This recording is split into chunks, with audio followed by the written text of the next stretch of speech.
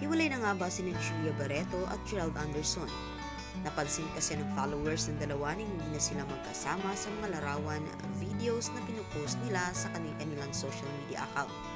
Kumpara noon na sa bawat okasyon ng kanilang pamilya, lalo na sa side ni Julia ay laging kasama ang aktor.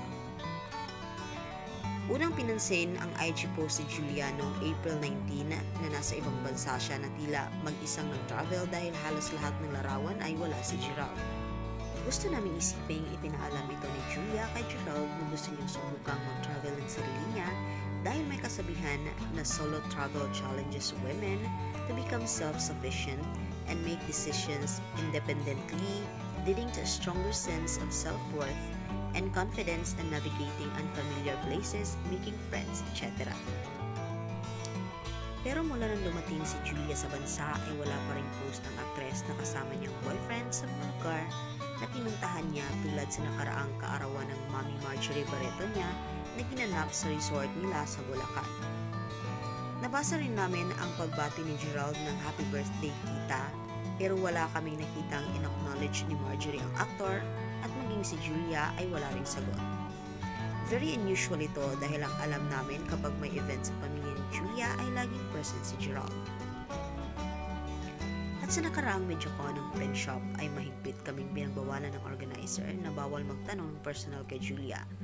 Pero yung tungkol sa career at activities niya tulad sa pagbabalik niya sa vlogging para sa Juju on the go ay okay lang.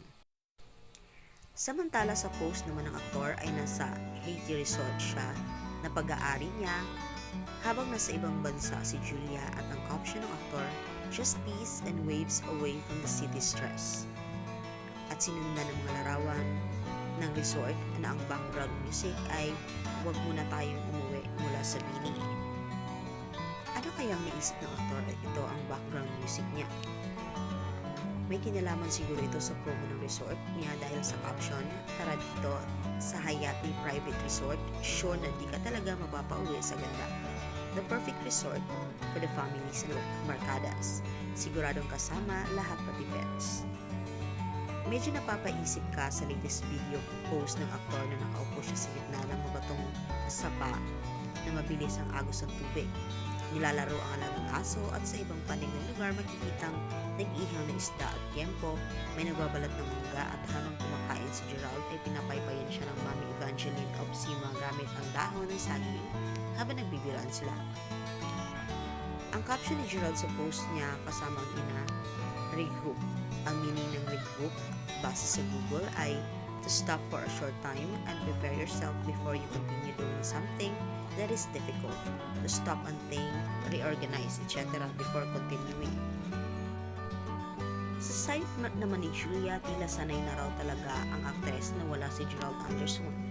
Ito ang obserbasyon ng iba sa dalawa dahil nga bukod sa hindi na sila nakikitang magkasama, binara na nila ang kanilang recent photos sa kanilang Instagram pages. May tinira naman pero mga lumang photo na nila. Hindi kasi ito ang unang pagkakataon na naisyuhan na naghiwalay na sina Gerald at Julia.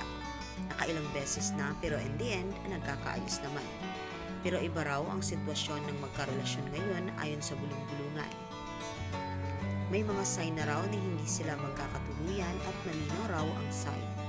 Although may nag-iisip naman na baka naman may binabalak pang silang proyekto at isang paraan yon para umingay lalo sila. Thank you for watching. Manatiling updated, i-click ang subscribe button at notification bell.